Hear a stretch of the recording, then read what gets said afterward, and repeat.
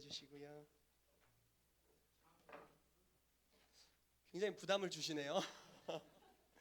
제가 굉장히 기쁜 마음으로 창립 예배가 이제 어제 있었고 준비해야 될 것들이 많았기 때문에 그 전에 설교를 준비해야겠다고 이제 결심을 했습니다. 그래서 설교를 미리 준비를 했어요. 제 마음 안에서는 모든 설교 원고가 다 짜여져 있었습니다. 그래서 글로 좀 기록을 했습니다.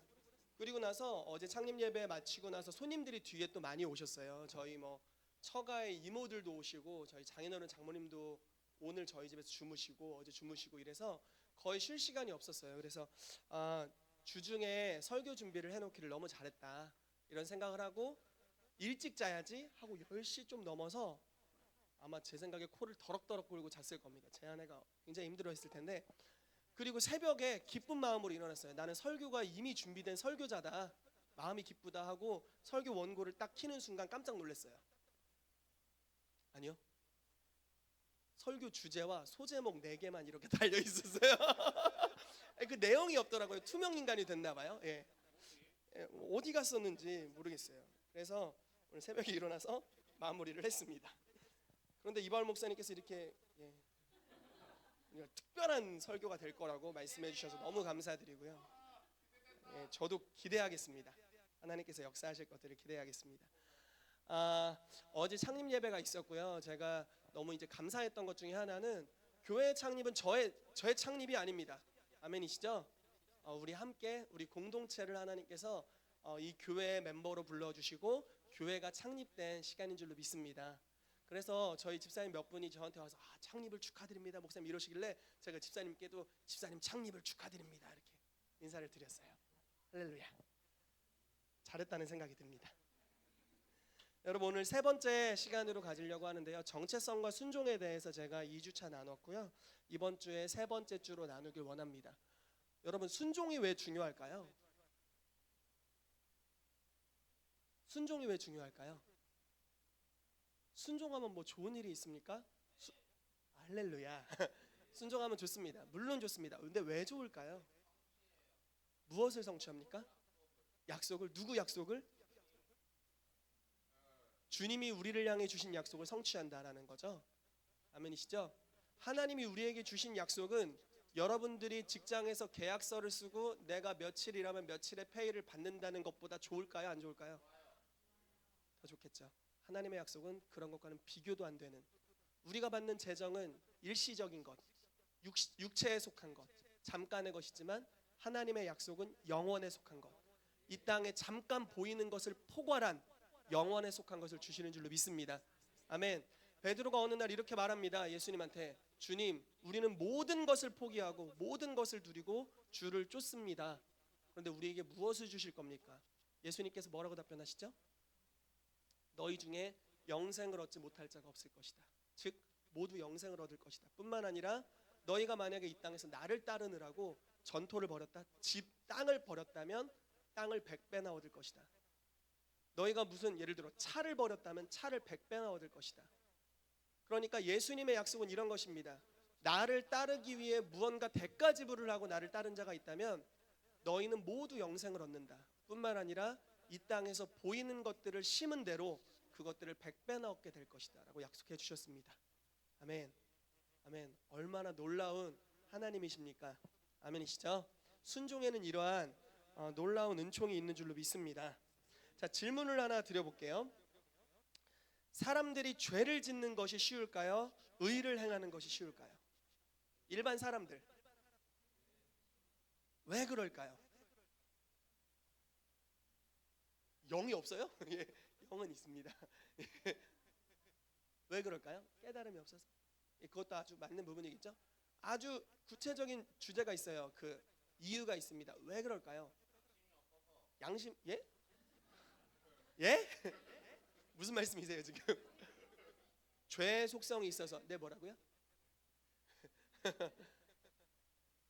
카메라가 있다면 이렇게 찍어주고 싶습니다. 예. 죄의 속성이 있어서 자신이 하는 일을 알지 못하고 죄를 계속 짓기 때문이겠죠? 궁극적인 이유는 이것입니다. 믿지 않는 자들이 죄 짓는 것이 더 쉽고 의를 행하는 것이 좀 더 어려운 이유는 죄가 그들의 본성이기 때문입니다. 다시 질문을 해볼게요. 그리스도인 저와 여러분들입니다. 죄를 짓는 것이 쉬운가요? 의를 행하는 것이 쉬운가요? 잠시만요. 가슴에 손을 얹고 다시 한번 말씀해 주세요. 예, 그리스도인이신 여러분들 양심이 있으시죠? 예, 죄를 짓는 것이 쉽습니까? 의를 행하는 것이 쉽습니까? 예, 뭐 죄를 행하는 게 뭐 의를 여러 가지 좀 어렵죠. 성경적으로 이야기하자면 의를 행하는 것이 훨씬 쉽습니다. 성경적입니다. 왜 그럴까요?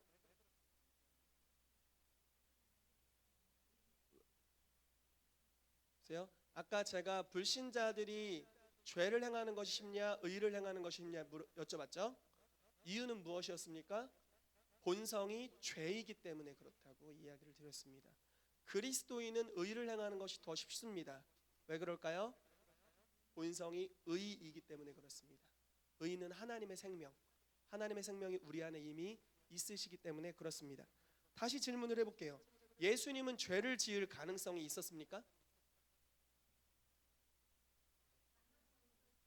네, 가능성은 있으셨습니다. 왜냐하면 우리랑 동일한 모양이 되셨기 때문에. 그러나 죄를 짓지 않으셨죠. 그러면 마지막 질문입니다. 아담은 죄를 짓기가 더 쉬웠을까요? 의를 행하기가 더 쉬웠을까요? 네, 왜 그럴까요? 하나님의 형상이었기 때문에 그렇죠. 의인이었기 때문에 그렇습니다. 자, 오늘 본문 말씀 같이 보도록 하겠습니다. 이런 질문을 좀 생각하시면서 오늘 본문을 읽으시면 좋겠어요. 로마서 6장 12절에서 23절 말씀입니다. 로마서 6장 12절에서 23절 말씀이고요. 다 찾아주세요. 왜냐하면 제가 이 본문 말씀을 읽은 뒤에 여러분들에게 한 분이 2분씩 둘씩 짝지어서 한 분이 2분씩 옆에 있는 분에게 설명하는 걸 시킬 겁니다. 이 본문 말씀 무슨 뜻인지 이해되셨죠?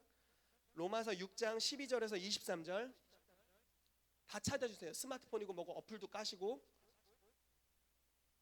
6장 12절에서 23절. 자, 교독할게요. 제가 한 절 읽고 여러분들이 한 절 읽도록 하겠습니다. 로마서 6장 12절에서 23절 말씀입니다. 제가 먼저 읽을게요. 그러므로 너희는 죄가 너희 죽을 몸을 지배하지 못하게 하여 몸의 사욕에 순종하지 말고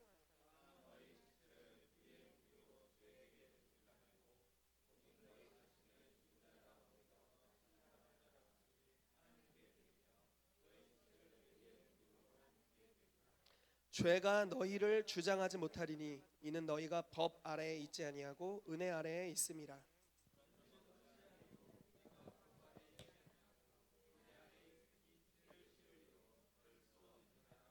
너희 자신을 종으로 내주어 누구에게 순종하든지 그 순종함을 받는 자의 종이 되는 줄을 너희가 알지 못하느냐? 혹은 죄의 종으로 사망에 이르고 혹은 순종의 종으로 의에 이르느니라.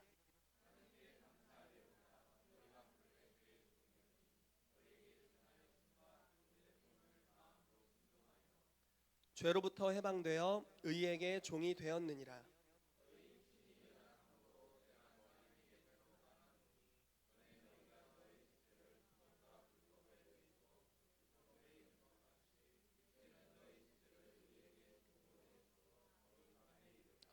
너희가 죄의 종이 되었을 때에는 의에 대하여 자유로웠느니라.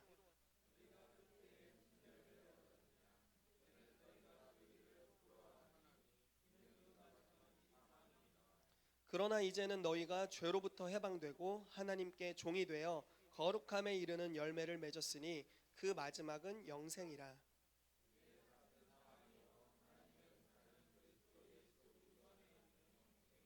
아멘. 자, 한 4분 정도 시간 드리겠습니다. 2분씩 옆에 이렇게 1대1로 짝지으셔서 이 내용이 무슨 내용인지 상대방에게 잠시 설명을 해 주십시오. 이해되셨죠? 자, 시작. 다 하셔야 됩니다.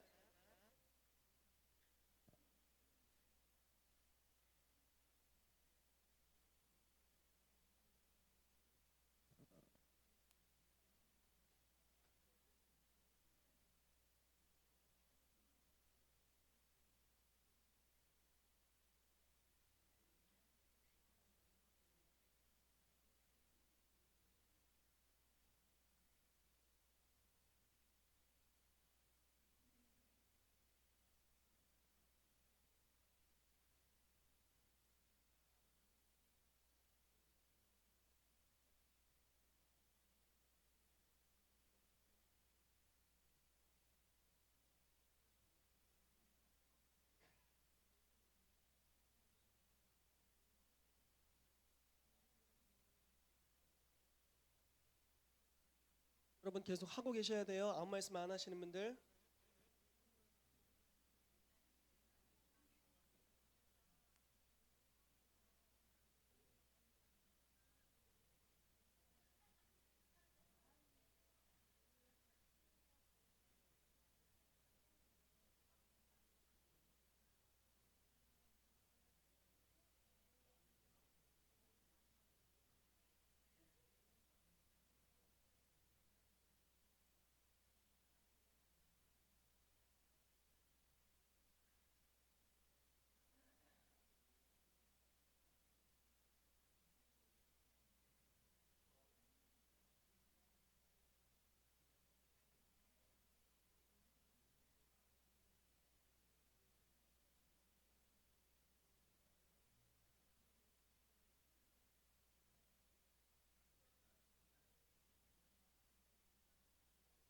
이제 반대로 말씀해 주시면 됩니다. 들으신 분이 이제 설명해 주십시오.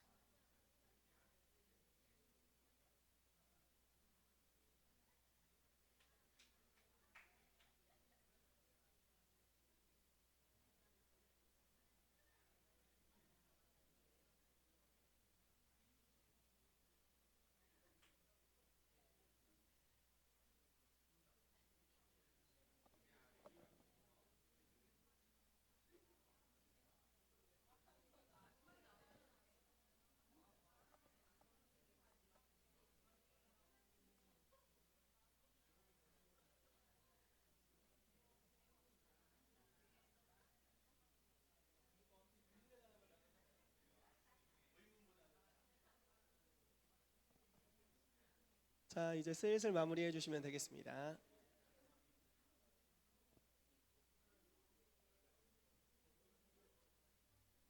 자, 됐습니다. 이제 자리로 돌아와 주십시오. 네, 감사합니다. 두 번째로 나누시는 분이 좀 더 쉬우시겠네요. 한번 들었으니까, 그렇죠? 두 번째가 좀 더 유리한 부분이 있네요. 두 번째로 나누신 분이. 예, 좋습니다. 이렇게 하는 이유는 이게 참 익숙치 않을 수 있는데요. 왜냐하면 성경을 읽고 깨닫게 하실 수 있는 성령님이 설교자에게 있는 게 아니라 여러분들에게 있기 때문에 그렇습니다. 아멘이시죠? 우리는 성경을 읽으면 스스로 깨달을 수 있습니다. 그리고 다른 이들에게 그것을 나눌 수 있습니다. 해석하게 하시는 이는 성령님이시고 여러분들 각자 안에 계십니다. 아멘. 아멘. 사단이 고마워. 사단이 의인이었던 아담과 하와를 타락시켜서 죄인이 되게 했던 전략은 무엇이었냐면요, 정체성을 속였습니다. 하와에게 네가 선악과를 따먹으면 하나님과 같이 될 것이다라고 속였어요. 하나님과 같이 되는 것이 아니라 만약에 사단의 말에 순종하면 사단과 같이 되는 것이었습니다. 그리고 하와는 이미 하나님의 형상을 가졌기 때문에 사단이 이야기했었던, 뱀이 이야기했었던 하나님과 같이 되리라는 말씀은 선악과를 따먹지 않은 그 상태가 바로 하나님과 같이 된 상태였습니다. 하나님의 형상이었거든요. 그렇기 때문에 사단이 항상 의인을 변질시켜서 죄인이 되게 하는 방법은 정체성을 오해하게 만드는 것이었습니다. 예수님이 이 땅에 오셨죠. 그리고 광야에서 40일간 금식을 하셨습니다. 그리고 사단이 와서 유혹하기 시작합니다. 사단이 유혹했던 세 가지 기억나시나요? 치사하게 금식했는데 먹을 걸로 유혹했고요. 참 금식할 때 먹을 걸로 유혹하면 참 힘듭니다. 두 번째로 성전 꼭대기에 세워서 천하 만국의 영광을 보여주고 나에게 절하면 다 줄 거다 이렇게 했고요. 세 번째로 이적을 보여라 이렇게 말했습니다. 성전에서 떨어져라. 시편 말씀에 떨어지면 네 발을 천사들이 붙들 거다. 그런데 그 조건이 다 있습니다. 뭐였냐면요, 사단이 예수님을 시험했던 그 사단의 말에 앞머리 부분에 달려있는 것이 있습니다. 뭐였는지 아세요? 네가 만일 하나님의 아들이라면, 네가 만일 하나님의 아들이라면 돌을 변하여 떡덩이가 되게 하라. 네가 만일 하나님의 아들이라면 성전 꼭대기에서 떨어져라. 이게 항상 뭐라고 해야 될까요? 앞에 단서로 붙습니다. 사단이 말하는 대로 해야 하나님 아들입니까? 아니죠. 그냥 이미 하나님 아들이십니다. 그런데 사단은 가지고 있는 정체성, 이미 아버지의 아들임으로 거저 얻은 정체성을 내가 노력해서 획득해야 될 것으로 여기게 만듭니다. 이해되시죠? 무슨 말씀인지? 그래서 우리가 정체성에 대해서 현재 하나님이 우리를 의인으로 부르셨고 자녀로 부르셨고 신부로 부르셨다는 것을 알지 못하고 이 정체성을 갖지 못한 채로 종이 되어버리면 그 정체성에 맞게 사람들은 행동하게 됩니다. 자녀가 아니라 종이라는 인식이 생기면 종처럼 행동하게 됩니다. 그래서 죄의 종이 되어버리는 경우들이죠. 반면에 하나님께서 그리스도인들을, 죄인이었던 사람들을 의인이 되게 하고 의인으로 칭함받은 사람들을 실제로 의롭게 살아가게 만드시는 전략이 있으실 겁니다. 이해되십니까? 바울같이, 바울은 살인자였죠. 이런 사람을 변화시켜서 의롭다 칭해 주실 뿐만 아니라 실제로 의로운 순종의 삶을 살아갈 수 있도록 만드는 하나님의 전략이 있습니다. 그리고 지금 하나님의 나라 천국에는 하나님의 전략을 따라 죄인에서 의인되고 의인에서 거룩한 삶을 살아내서 이미 승리한 수다한 허다한 증인들이 그곳에서 우리를 응원하고 있을 겁니다. 아멘. 그러면 하나님께서 도대체 어떠한 방식으로 죄인 되었던 사람들을 의롭게 하시고 의롭게 된 자들을 이제 순종하는 자녀들이 되게 하실까요? 어떤 방식으로 하시겠습니까? 사단의 방법은 정체성을 건드려서 정체성을 아주 하향시켜서 그 하향된 삶을 살게 하는 방법입니다. 그러나 하나님의 방법은 무엇을 건들까요? 그럼 하나님도 동일합니다. 정체성을 말씀하십니다. 내가 누구인지, 어떤 존재인지를 먼저 말씀하시고 그것에 따라 합당한 삶에 대해서 그 다음에 말씀해 주십니다. 왜냐하면 정체성이 바뀌면 삶이 어떻게 됩니까? 바뀝니다. 정체성이 바뀌는 게 삶에 큰 영향을 주기 때문에 그렇습니다. 오늘 우리가 읽은 말씀에 보면요, 죄에 대하여 죽은 죄가 이렇게 많이 나오죠. 제가 지금 사실은 6장 전체를 본문으로 삼고 싶었는데 너무 길어서 좀 줄였습니다. 여러분 6장 1절을 한번 봐주시겠어요? 로마서 6장 2절입니다. 6장 2절 그리고 6장 11절입니다. 6장 2절과 11절을 한번 봐주십시오. 자, 우리를 뭐라고 성경에서 말하고 있는지를 잘 나와 있습니다. 자, 6장 2절 같이 읽겠습니다. 시작. 그럴 수 없느니라. 죄에 대하여 죽은 우리가 어찌 그 가운데 더 살리요. 아멘. 여러분은 누굽니까? 본문 말씀에 따르면 여러분들의 정체성은 무엇입니까? 죄에 대하여 죽은 자. 죄에 대하여 죽은 우리는 죄인이 아니랍니다. 이게 우리의 정체성입니다. 죄에 대하여 죽었다는 것은요, 죄랑 상관이 없어졌다라는 겁니다. 이게 성경적으로 좀 설명이 필요한데 너무 길게 설명하고 싶지는 않고 짧게 한번 최대한 노력을 해보겠습니다. 성경적으로 율법에는 이런 말씀이 있어요. 만약에 부부가 결혼을 하잖아요. 그러면은 성경에서는 그것을 한 몸이라고 칭합니다. 그래서 제가 어제 답례품 드릴 때 한 몸이신 분은 하나만 가져가시고 남남이라고 생각되는 분은 2개 가져가라고 농담을 했는데요. 지금은 안 웃기네요. 어제는 굉장히 웃겼는데. 예. 어쨌든 성경적으로 율법에서 부부, 신약이든 구약이든 부부는 한 몸입니다. 그래서 나눌 수 없느니라라고 말씀하고 있습니다. 아멘이시죠? 믿으시죠? 나눌 수 없는데요. 그래서 예를 들어 이거예요. 율법에서는 남녀가 결혼을 했는데 간음 외에 다른 사유로 이렇게 헤어졌다, 이혼을 했다, 그러면은 그것을 범법으로 봅니다. 그러니까 죄를 지은 것으로 보는 거죠. 그런데 헤어질 수가 없는 법이에요. 율법에서는 부부가 하나 되면. 그런데 유일하게 헤어질 수 있는 방법이 있습니다. 둘 중 하나가 먼저 죽으면 됩니다. 그러면 재혼할 수 있습니다. 이건 범법이 아닙니다. 이것은 율법에 따른 겁니다. 이해되세요? 제가 지금 죽음에 대해서 설명하는 겁니다. 그러니까 만약에 부부 생활을 하다가 이거 진짜 너무 힘들다, 이 생에서 이 사람이랑 계속 사는 것이 너무 힘들다, 기도하세요. 주여. 농담입니다. 예, 농담이에요. 진지하게 받아들이지 마시고. 예, 엄마 누구야? 농담이에요. 어쨌든 헤어질 수 있는 유일한 방법은 성경적으로는 둘 중에 누가 먼저 죽는 겁니다. 그러면 재혼이 가능합니다. 이거 이제부터는 그 범법이 아닙니다. 죄를 범한 것이 아니죠. 그러니까 여기서 지금 죄에 대하여 죽은 우리가라고 말하는 것은요, 이런 관계를 말하는 거예요. 부부 생활을 하다가 누가 한 명이 죽으면 죽은 자와 나와는 이제 상관이 없습니다. 그리고 나는 다른 남편, 다른 아내를 얻을 수 있습니다. 죄에 대하여 죽었다라는 것은 이제 옛날 남편이나 옛날 아내를 보냈다는 겁니다. 그리고 이제 새 남편, 새 아내를 맞이한다라는 겁니다. 성경에 이런 구절 굉장히 많이 나옵니다. 죄에 대하여 죽은 우리가, 율법에 대하여 죽은 우리가. 율법이 우리의 이전 남편이었습니다. 율법은 이렇게 말합니다. 행하라, 그러면 그것에 마땅한 직위를 주리라. 행하라, 그리하면 살리라. 행하라, 그리하면 의인이라 칭하리라. 그런데 우리는 율법에 대하여 죽었습니다. 율법 안녕 보내버렸습니다. 그리고 누구와 결혼했냐면 은혜와 결혼했습니다. 은혜씨, 자매 이름 같죠? 은혜와 결혼했어요. 예수 그리스도와 결혼했습니다. 그리스도의 신부가 됐습니다.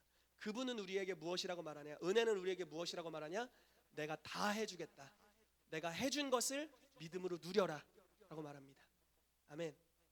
자, 이 말씀은 이런 말씀입니다. 죄에 대하여 죽은 우리가, 그러면 죄는 우리랑 관계가 없습니다. 그리스도인은 죄인이 아닙니다. 아멘입니까? 이거에 관해서 성경적으로 딴지를 거실 수 있으시겠습니까? 아니요. 그리스도인은 의인입니다. 죄인이 아닙니다. 아멘. 아멘입니다. 그래서 성경이 이렇게 말하는 겁니다. 1절 2절에 그런즉 우리가 무슨 말하리요? 은혜를 더하게 하려고 죄가 하니까 그리스도인이 죄를 질 수 있겠냐? 그럴 수 없다. 양심의 손을 얹고는 좀 담대하지 못했지만 성경에서 이렇게 말하니까 저도 얘기해 보겠습니다. 내가 죄를 질 수 있냐? 그럴 수 없다. 양심의 손을 대면 약간 힘들어져요. 그렇지만 어쨌든 성경적으로 내가 죄를 질 수 있느냐? 죄에 거하겠느냐? 지속적인 죄를 계속 범할 수 있겠느냐? 그럴 수 없다. 왜 그러냐? 나는 죄에 대하여 죽었다. 죄와 이혼했다. 죄를 보내버렸다. 이제 죄는 저 세상 갔다. 그리고 나는 의와 결혼했다. 그래서 나의 본성은 의인이다. 의인의 본성이기 때문에 의인의 본성이면 의를 맺는 것이 더 쉽다. 내가 사과나무라면 사과나무 열매 맺는 것은 그냥 짤뿌리 박히고 해 딱 받고 온도 괜찮고 물 쫙 주면은 사과나무 뿅 열매 맺는 거다. 근데 사과나무가 막 노력을 하는 거죠. 아, 포도나무 열매를 맺고 싶느니라 하면서 노력을 하는 거예요. 그런다고 포도나무 열매가 납니까? 안 나죠. 사과나무는 사과를 맺는 겁니다. 포도나무가 포도를 맺겠죠. 의인이기 때문에 우리의 속사람을 주님이 거듭나게 하셨어요. 옛사람 속사람 개념들 성경에서 많이 이야기하잖아요. 옛사람이 십자가에서 예수 그리스도와 함께 죽었대요. 그리고 우리가 성령으로 말미암아 예수님께서 죽은 자 가운데서 부활할 때 우리가 다시 태어났답니다. 이것을 가르쳐 새 사람이라고 일컫고 있어요. 그래서 성경에서는 너희는 새 사람이다, 새로운 피조물이다, 이전 것은 지나갔으니 보라 새 것이 되었도다라고 말하고 있는 거죠. 그 새 것은 죄에 대하여 죽은 자입니다. 죄인이 아닙니다. 죄랑 상관이 없어요. 아멘이시죠? 이 정체성으로부터 시작하게 되시기를 축복합니다. 우리는 죄를 짓는 것이 어려워요. 어려워. 죄를 지으려고 막 열심히 노력해야 간신히 지을 수 있어요, 여러분. 자, 왜 이야기를 하냐면요. 자, 다시 양심의 손은 좀 힘들어지니까 오늘 가슴의 손을 좀 떼겠습니다. 사단의 전략은 정체성을 흔드는 것입니다. 그러나 사단이 이 부분에 있어서 많이 성공한 것 같습니다. 그리스도인들에게서요. 우리는 흔히 이렇게 생각합니다. 죄를 짓는 건 너무 쉬워. 순종하기가 왜 이렇게 어려울까? 희은아, 순종하기가 왜 이렇게 어렵니? 이런 얘기 많이 들어보셨죠? 집사님, 순종하기가 너무 어려워요. 덜 죽어서 그래. 근데 성경은 이미 죽었대요. 아멘. 그리고 순종이 더 쉽답니다. 나는 사과나무래요. 나는 의의 나무래요.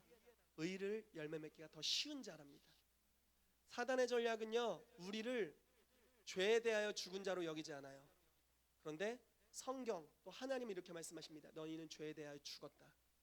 하나님이 말씀하신 대로 믿으면 이제 그 삶이 나타날 겁니다. 이해되세요? 지금 이게 계시로 여러분들에게 오셔야 돼요.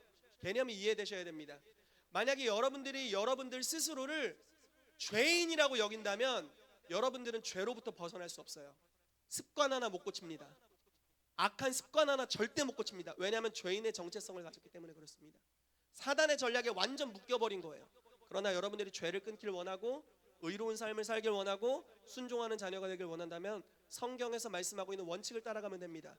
성경은 이렇게 말합니다. 우리는 죄에 대하여 죽었다. 죽은 자로 여겨라.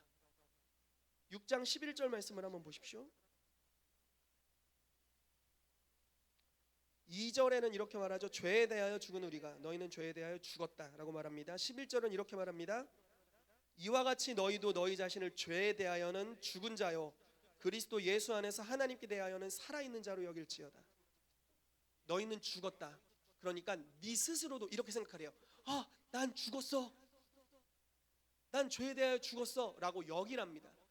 실제로 여러분들은 죄에 대하여 죽어있는 상태입니다. 여러분들이 부인하든 그렇지 않든 이해하든 이해 못하든. 그런데요, 이해하셔야 된대요. 머릿속으로 이렇게 생각하래요. 난 죄에 대하여 죽었지. 난 죄에 대하여 죽었어. 죄를 행하기는 참으로 어려운 일이야. 이렇게 생각하시랍니다. 스스로 그와 같이 여기래요. 왜냐하면 그것이 여러분들의 정체성이기 때문에 그렇습니다. 실제로 여러분들의 영적 상태가 죄에 대하여 죽었고 이제 여러분들의 혼이 그것에 동의하여서 나는 죄에 대하여 죽었다라고 여기기 시작할 때 죄를 짓는 것은 정말 힘들어지기 시작할 것입니다. 의를 행하는 것, 순종하는 것이 아주 쉬워지게 될 줄로 믿습니다. 아멘. 그래서 죄에 대하여 죽은 자로 스스로를 여기게 되시기를 축복합니다. 아멘. 자, 그러면 로마서 6장 16절에서 18절 말씀을 한번 같이 읽겠습니다. 6장 16절에서 18절 말씀입니다. 같이 읽어보죠. 시작. 너희 자신을 종으로 내주어 누구에게 순종하든지 그 순종함을 받는 자의 종이 되는 줄을 너희는 알지 못하느냐. 혹은 죄의 종으로 사망에 이르고 혹은 순종의 종으로 의에 이르느니라. 하나님께 감사하리로다. 너희가 본래 죄의 종이더니 너희에게 전하여 준 바 교훈의 본을 마음으로 순종하여 죄로부터 해방되어 의에게 종이 되었느니라. 아멘. 여러분, 이거 이 말씀입니다. 너희가 누구에게 순종하든지 순종하는 자의 종이 된다. 우리는 하나님께 순종하든지 사단에게 순종하든지 둘 중 하나의 종이 됩니다. 아멘이시죠? 아담은 선택지가 있었습니다. 하나님의 말씀에 순종하여 하나님의 종이 되든지 뱀의 말에 순종하여 뱀의 종이 되든지 사단의 종이 되든지 선택지가 있었습니다. 아담은 뱀의 종이 되기를 택했죠. 예수님도 선택지가 있었습니다. 선택할 수 있었습니다. 그러나 순종하여 의의 종이 되셨습니다. 여러분, 여기서 순종한다라는 것은요, 16절 말씀 한번 보시죠. 너희 자신을 종으로 내주어 바쳐진다라는 뜻입니다. 자, 바친다 무슨 뜻일까요? 구약 시대에는 제단이 있었죠. 하나님께 예물을 드리는. 그리고 제물을 바쳤습니다. 바치면 어떤 일이 일어납니까? 하나님이 그것을 흠양하십니다. 우리가 우상 숭배를 하게 되면 귀신의 제단이 있습니다. 거기다가 예물을 드리면, 예물은 똑같습니다. 예를 들어 양이라고 봅시다. 여기는 귀신의 제단, 여기는 하나님의 제단입니다. 하나님의 제단에 양을 바쳤습니다. 이 양을 바친 것은 양만 바친 게 아니라 내 삶을 바친 겁니다. 그럼 하나님의 것이라는 뜻이 됩니다. 귀신의 제단이 있습니다. 거기에 내 양을 바쳤습니다. 똑같은 양이라는 제물입니다. 그러나 나는 악해집니다. 귀신의 것이 됩니다.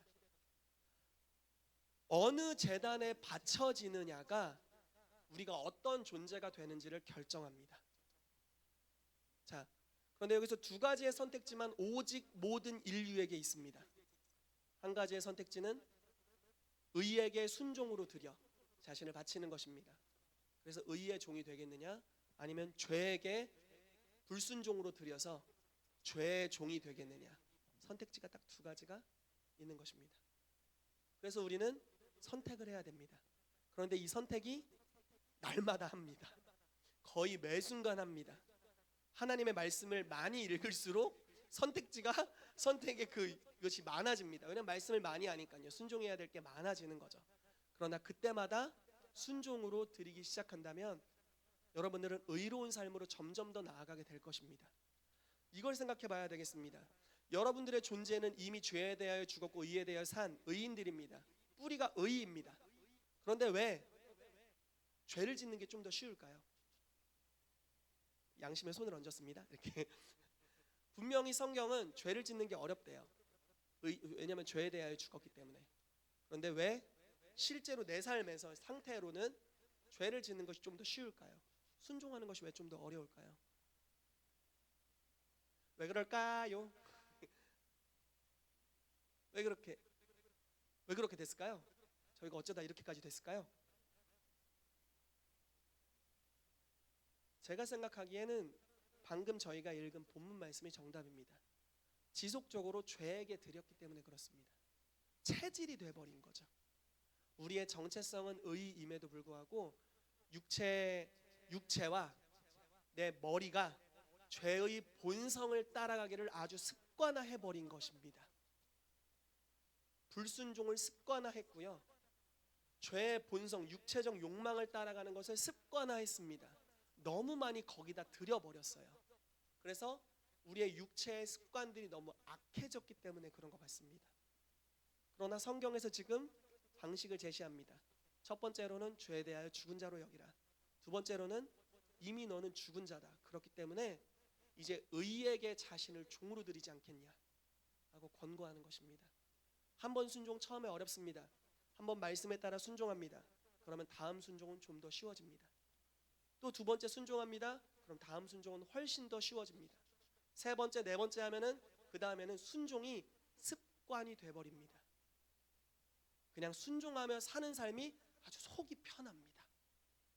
자기 부인하고 십자가를 지고 주를 따르는 삶이 어느 순간 자연스럽게 되고 있습니다. 왜냐하면 그것이 그리스도인의 본성이기 때문에 본성에 합당한 삶을 사는 것이 편합니다. 아멘이시죠? 여러분 보고 어느 날부터 고양이처럼 살아라 하면 얼마나 힘들겠습니까? 저희 집에 있는 고양이들은 사람처럼 살기 위해 노력합니다. 왜냐면 사람이 주인이라서. 저희가 사용하는 화장실을 그 아이들에게 사용하게 하고 있습니다. 굉장히 힘들어 보여요. 고생합니다, 애들이. 왜냐면 고양이 주제에 사람처럼 살게 하기 때문에 그렇습니다. 어쩔 수 없어요. 저희랑 살려면 그렇게 해야 됩니다. 그런데 본성에 따라 사는 것이 아니기 때문에 애들이 막 힘듭니다. 이런 이야기 해드려도 될까 모르겠는데 저희 집 소식 괜찮겠죠? 말씀드려도 되겠죠? 저희 집에 원래 고양이는 모래에다가 이제 모래를 이렇게 보여야 되나? 모래를 이렇게 긁습니다. 원래 볼일을 볼 때, 화장실을 갈 때 모래를 막 긁어요. 그리고 자세를 잡고 볼일을 봅니다. 그리고 나서 막 모래를 덮어요. 이게 원래 바깥에 사는 고양이들의 특징입니다. 그런데 저희 집은 모래가 없어요. 보통 이제 고양이를 키우는 사람들은 모래를 집에 놓습니다. 그런데 저희는 너무 더러워질까봐 놓지 않습니다. 그리고 사람 변기에다가 애들이 이제 볼일을 볼 수 있게 뭐를 하나 놨습니다. 애들은 모래를 긁어야 되는데 저희 집은 모래가 없어요. 그런데 애들은 고양이에요. 본성을 쫓아서 모래가 없음에도 불구하고 막 긁어요. 긁고 볼일을 봅니다. 그리고 덮을 필요가 없어요. 그냥 이미 변기 속으로 들어갔어요. 그리고 모래도 없어요. 그런데 막 자기 아무튼 똥을 덮으려고 이렇게 막 합니다. 이렇게 막 난리를 핍니다. 그 또 변기가 애들이 긁기에 너무 좁아요. 그러니까 벽을 긁습니다. 막 벽을 벽을 막 점점 이게 뭔가 사인이 올수록 애들이 막 벽을 긁기 시작합니다. 그럼 막 바닥을 긁어야 되는데 모래가 없고 벽을 긁어도 모래가 없고 자기는 급하고 막 본성을 따라 행동하는 겁니다. 고양이니까 고양이처럼 사는 것이 익숙한 거죠. 여러분, 의인은 의인처럼 사는 것이 익숙해져야 됩니다. 여기까지 오려고 그 난잡한 예를 들었습니다. 자, 의인은 의인처럼 사는 방법을 이제 알아야 돼요. 우리는 죄인처럼 살아왔어요. 저를 비롯해서 많은 그리스도인들이. 왜냐하면 사단에게 정체성부터 속았기 때문에 그렇습니다. 의를 어떻게 행하는지 그 방식을 모릅니다. 그러나 여러분, 이제 하나님의 말씀을 쫓아 기억나는 대로 말씀을 읽는 대로 한번 순종해 보십시오. 처음에는 뭔가 불편하게 느껴질 수 있어요. 그러나 그때마다 이렇게 선포하세요. 나는 죄에 대하여 죽었다. 의에 대하여 살았다. 나는 그렇게 여긴다. 나는 순종이 쉽다. 이렇게 하고 하십시오. 한 번, 두 번 하다 보면 어느 순간 느낄 겁니다. 내 본성을 따라 자연스럽게 사라지네. 예수님도 이러셨겠구나. 예수님도 순종하는 게 너무 쉬웠겠네? 물론 대가지불이 있습니다. 물론 고난이 있습니다. 핍박이 있습니다. 그러나 본성을 쫓아 행하는 삶이 훨씬 더 우리에게 익숙하고 편안해질 것입니다. 아멘. 아멘. 자, 마지막으로 말씀 하나를 나누도록 하겠습니다. 갈라디아서 5장 16절 말씀입니다. 갈라디아서 5장 16절. 고린도후서 다음에 있습니다. 갈라디아서 5장 16절 말씀입니다.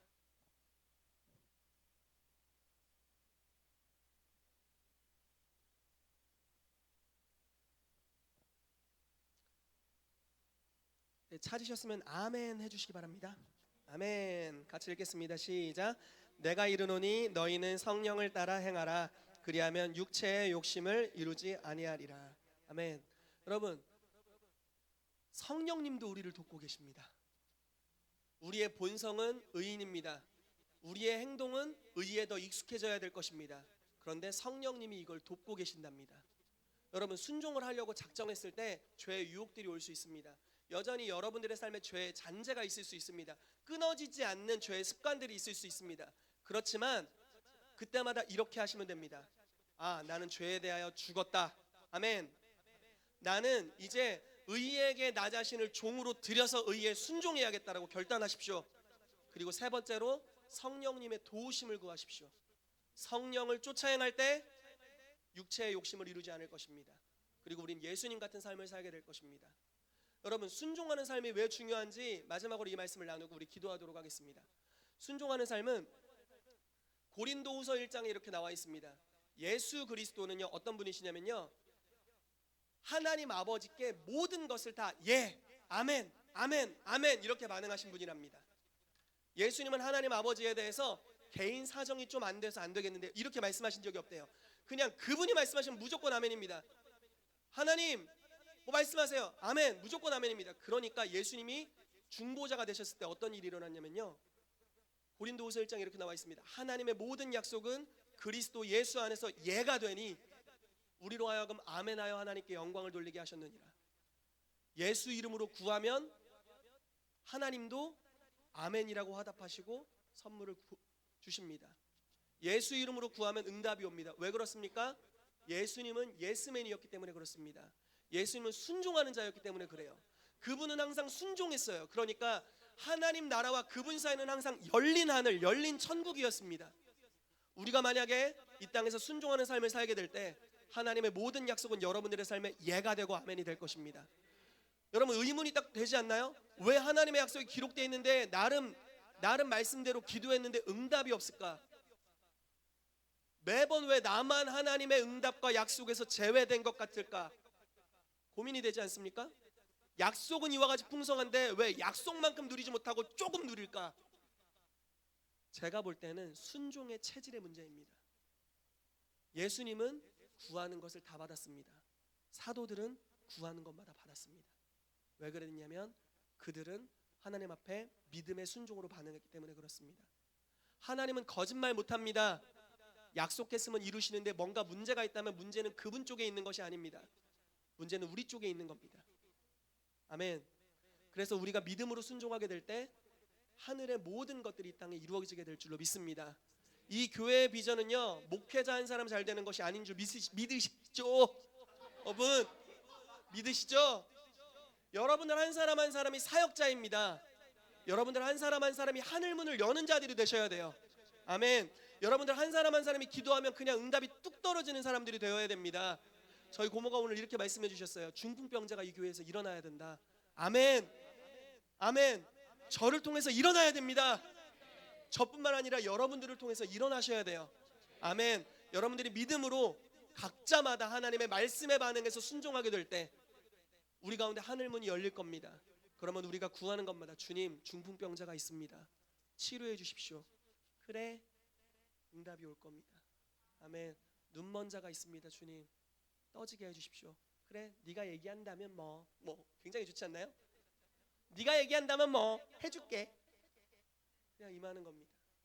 열려있기 때문에 순종을 통하여서 정체성에 합당한 삶을 살아가게 되시기를 축복합니다. 그래서 열린 문이 여러분들의 삶에 매일마다 있게 되어서 여러분들의 삶을 통해서 뜻이 하늘에서 이루어진 것 같이 땅에서 이루어지게 되기를 축복합니다. 아멘. 같이 기도하겠습니다. 예, 주님. 오늘 들은 말씀을 기억하면서 이 세 가지를 기도합시다. 하나님, 우리를 죄에 대하여 죽게 해주시고 의에 대하여 살게 해주셔서 감사합니다. 우리가 이제 나 스스로의 마인드, 생각, 패러다임을 죄에 대하여 죽은 자로 여기고 의에 대하여 산 자로 여기겠습니다. 두 번째로 기도하길 원하는 것은 하나님, 이전에는 내가 죄에게 나 자신을 종으로 드려 죄를 습관화해서 죄의 종이 되었습니다. 그러나 이제부터 의에게 나를 종으로 제단에 바치겠습니다. 의를 습관화하겠습니다. 순종하는 것이 내 삶의 이제 습관이 되도록 하겠습니다. 세 번째로 기도하길 원하는 것은 성령님, 우리가 의를 행할 수 있도록 도와주십시오. 순종하는 것이 실제로 쉬워지도록 도와주십시오. 죄의 유혹에 부딪힐 때마다 성령을 쫓아 행함으로, 성령님의 도우심으로 우리의 양심이 깨어나고 하나님의 의를 행하는 순종하는 자들이 되도록 우리를 이끌어 주십시오라고 우리 성령님의 도우심을 구하며 기도했으면 좋겠습니다. 이 세 가지 주제를 가지고 우리 합심하러 같이 기도하며 나아갑시다. 기도하겠습니다.